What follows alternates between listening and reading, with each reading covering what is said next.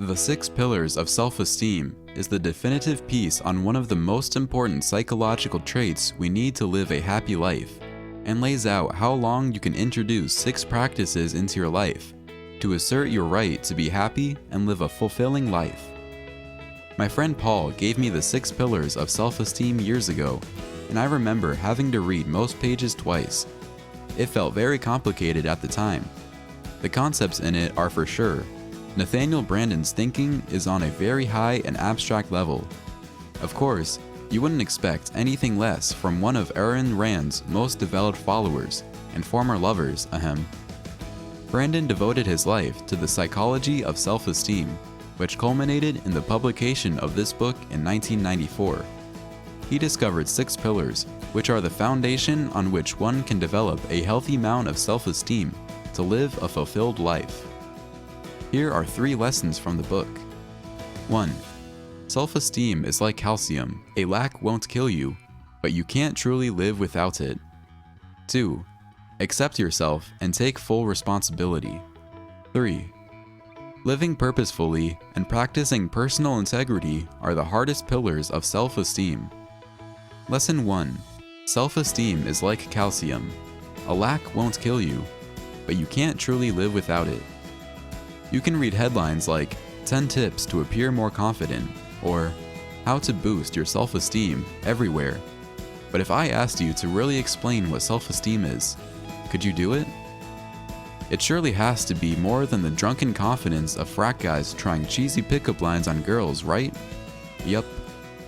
Nathaniel Branden says self-esteem is the immune system of consciousness, with the ability to resist, make it strong, and regenerate it. In a way, self-esteem is like calcium. Calcium is what makes your teeth and bones strong, making it an essential part of the healthy body. While a lack of calcium won't kill you, if you stay depleted over a long time, living a fully engaged life becomes really hard as your body gets weak.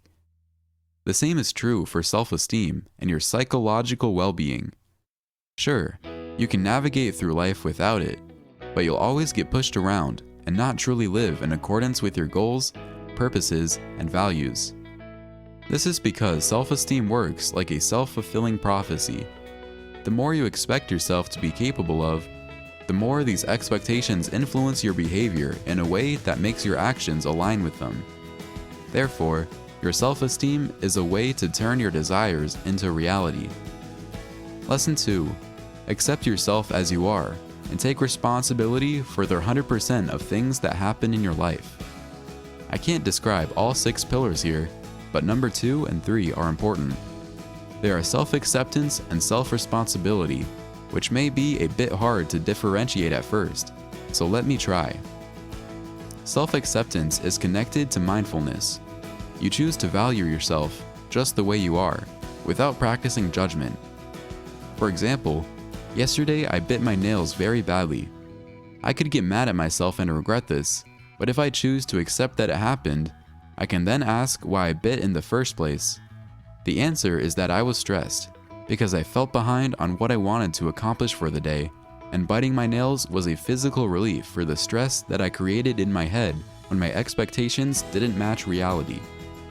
If you practice self-acceptance and dig deeper, you'll make repeating this bad behavior a lot less likely. A caveat: self-acceptance shouldn't be confused with complacency. To the contrary, the only way to find the drive to get better is to accept yourself as you are now. Otherwise, you'll waste all of your time agonizing over your past mistakes. Self-responsibility is a direct result of self-acceptance. It means taking control of your life and happiness by becoming 100% solution-oriented. Don't waste even a second complaining, and instantly ask, what can I do about it whenever a problem arises? Completely stop blaming others. Nobody's pushing your buttons. No one's actions are a precondition for your own, and it is nobody's job to make you happy. It's all you, and that's a good thing. Lesson 3. Try to live with a purpose and practice personal integrity. It's hard. Pillars 5 and 6 are connected as well. The former is about living purposefully. Most of us feel like we have a sense of what our purpose is, or at least a rough idea of it. Living with purpose means to try and keep clarifying that purpose as you go along, while simultaneously taking actions that'll move us closer in that direction. For example, I could say I want to be a writer, but then just wait until I have a good idea for a novel. Instead, I just build my skills in the meantime by writing 4-minute books every time I get a chance. I can figure out an idea for a novel later. At least I'm living in alignment with my purpose. Taking action is the part that makes you complete with Sixth Pillar, the most difficult of them all: personal integrity. It's when how you behave matches the words you speak. It starts with keeping small promises and speaking the truth, even when a little white lie would be more convenient. This is the hardest one to practice, because our society makes amorality seem normal. Being a cynic and exhibiting bad habits is even considered cool these days. Drinking, failing at a startup, not caring about your career, etc.